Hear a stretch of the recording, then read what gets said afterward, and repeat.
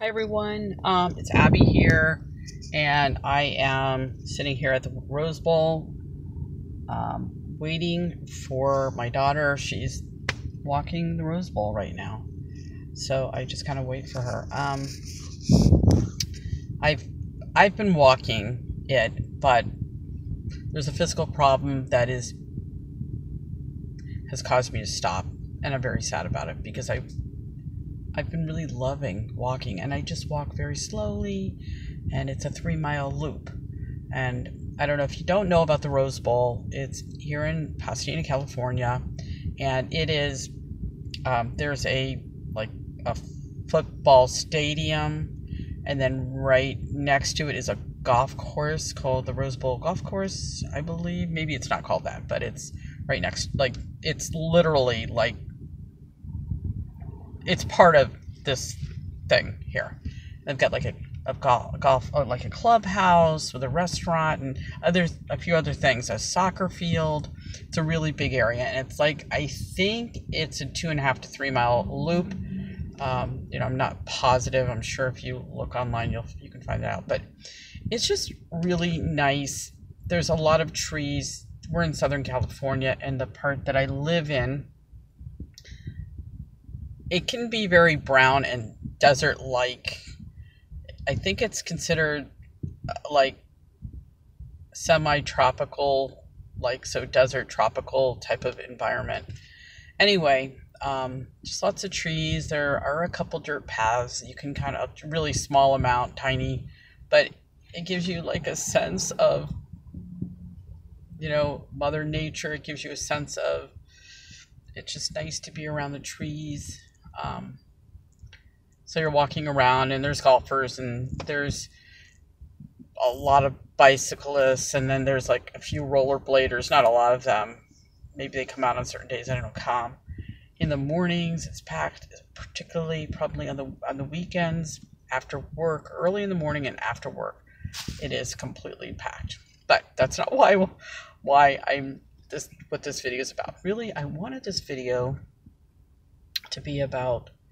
I want to share with everyone kind of my journey, why I'm excited about the Anthony Williams and the Medical Medium. Why I'm kind of learning all the information that Anthony's putting out. Why I'm into it. And so my journey starts probably 10 to 12 years ago. Of course, it starts way before that, but I like my dietary journey. I was like a lot of other people, not really realizing that, thinking I'm kind of eating healthy, just eating the regular food that's out there, trying to eat not to overeat when you're eating. Only have maybe 2 pieces of pizza rather than having like half of a pizza or 3 or more pieces of pizza. I grew up in a household where there were, fruits and vegetables, a nice amount of fruit during, there was always fruit around, but mainly I remember like lots of plums and peaches and grapes and oranges, and we used to get boxes of oranges, I guess, from Florida, which is, I think, pretty common for some people. I mean, we had relatives in Florida, so I think they sent us those. But we had a lot of milk, because my mom really thought that we need a lot of milk. I had a lot of ear infections when I was young. And, of course, my dad was a dentist. My mom took care of the home. And we had a refrigerator just for dairy products. The milkman would come, and he would deliver milk, like, I don't know, 12 half gallons or so every week, something like that. We would get sour cream, cottage cheese, in the summer, ice cream bars, butter.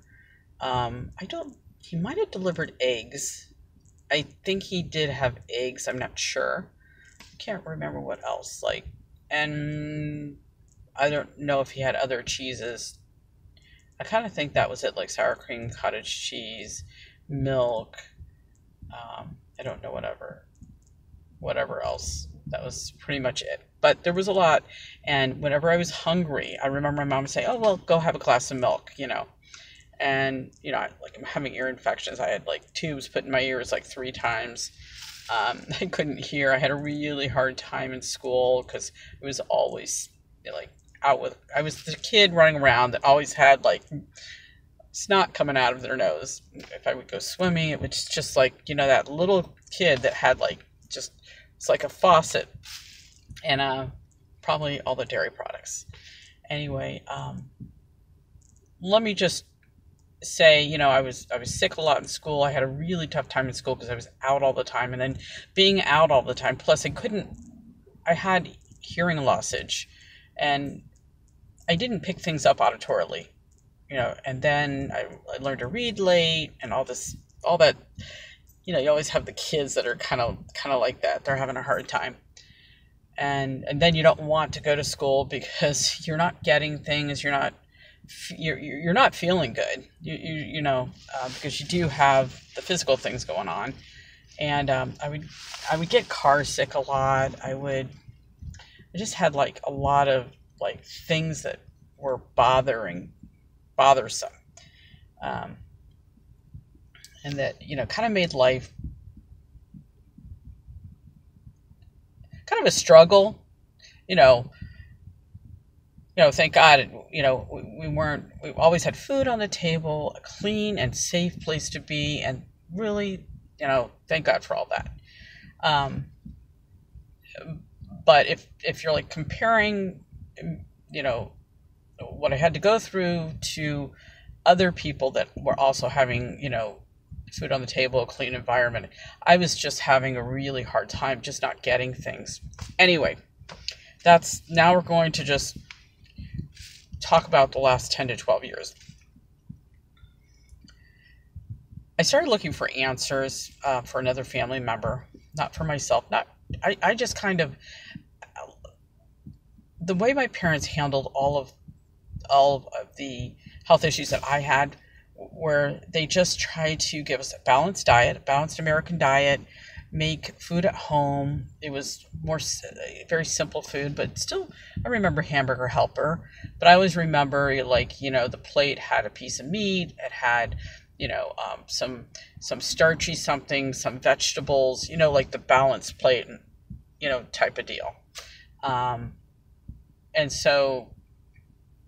then not a whole bunch of sugar because my dad was a dentist. And so, yeah, it went like that. But as the last 10 to 12 years, I was trying to handle, the way I kind of, and my family kind of handled my health issues is they fed what we considered a pretty healthy diet. And then they got me active. They got me moving.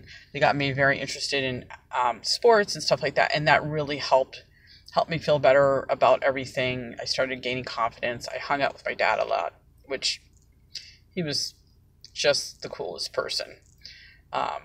So anyway, and then I was just really expected to, even though I still had a lot of the problems, I was expected, and then I just accepted that this is life. I was going to have these issues, and I needed to emotionally overcome them using psychology and just different, that was it. And so I accepted, all of this, but it comes back to haunt you if, they didn't know what to do. I didn't know what to do, but it comes back later in life because if you're anxious. So I had this anxiety all the time.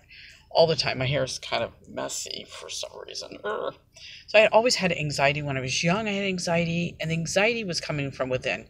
And then on top of that, I had, the teachers like looking at me like, oh, why aren't you getting that? Or why didn't you get that finished?